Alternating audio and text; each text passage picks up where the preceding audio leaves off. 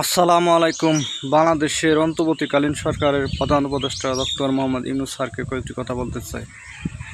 বাংলাদেশটা বেকারত্ব সমস্যায় ভরে গেছে, বেকার দিয়ে বাংলাদেশ ভরে গেছে। এই বেকারত্ব সমস্যা কীভাবে সমাধান করা যায় এটার ব্যবস্থা করতে হবে। বাংলাদেশে যে যতগুলো শিল্প কারখানা গার্মেন্টস আছে সেগুলো দিয়ে এই বাংলাদেশের চাকরির চাহিদা মেটে না। সরকারি যতগুলো পোস্ট প্রতি বছর খালি হতেছে তার চেয়ে বেশি বেশি গ্র্যাজুয়েশন অনার্স মাস্টার্স কমপ্লিট হচ্ছে।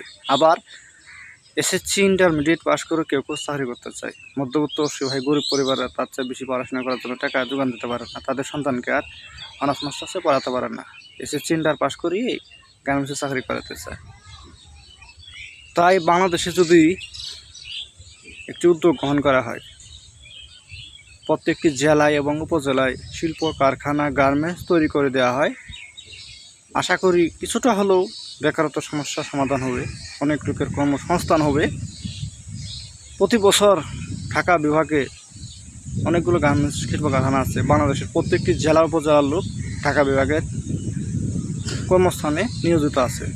তারা ঈদের সামনে ছুটি পায়ে বাসায় ফেরার জন্য যে যানজটে ভিড়, আবার কর্মস্থানে ছুটি শেষে কর্মস্থানে পৌঁছাতেও সেই ভিড় যানজট তৈরি হয়। যদি প্রত্যেকটি জেলা উপজেলায় গার্মেন্টস থাকে তাহলে ঢাকা শহরে যানজটটা ইনশাল্লাহ কমবে, মানুষের বেকারত্ব সমস্যা একটু কমবে। শুধু তাই নয়, শুধু বেকারত্ব সমস্যাই কমবে না, আমাদের বাংলাদেশটা একটা গরিব দেশ।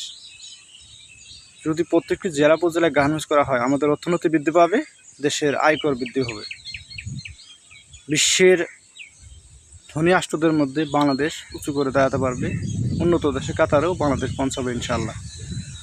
যদি এই উদ্যোগ গ্রহণ করা হয়, ডক্টর ইউনূস স্যার যদি আপনি এই বাংলাদেশে এই উদ্যোগটা গ্রহণ করেন, প্রত্যেকটি জেলা উপজেলায় গার্মেন্টস শিল্প কারখানা তৈরি করেন, আপনি বাংলাদেশের 1 নম্বর অর্থনীতিবিদ। যদি এই কাজটা আপনার দ্বারা করা হয়, বাংলার জনগণ, বাংলাদেশের জনগণ আপনাকে সারা জীবন মনে রাখবে এবং আপনার জন্য দোয়া করবে। বাংলাদেশের বেকার যুবক যুবতীদের কর্মসংস্থান বৃদ্ধি পাবে। আমি জানি না এই ভিডিওটা যদি আপনার কাছে পৌঁছায়, আপনি সদা বিবেচনা করে এই কাজটি করার জন্য উদ্যোগ গ্রহণ করবেন। ধন্যবাদ। আসসালামু আলাইকুম।